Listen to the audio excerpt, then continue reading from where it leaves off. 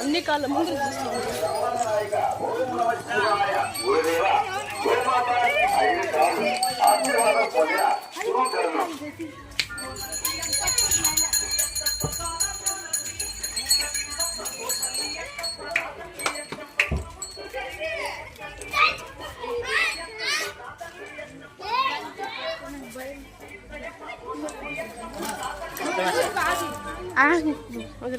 బ్రహ్మగారి మఠం గోవులు 10 గోవులు గోవిమూడి వెంకటస్వామి ఆరాధనకు యాత్రగా వచ్చిన గోవులు కంచి, శ్రీశైలం, కాళహస్తి, మధురై, కన్యాకుమారి వంటి పుణ్యక్షేత్రాలు యాత్రగా తిరిగే గోవులు.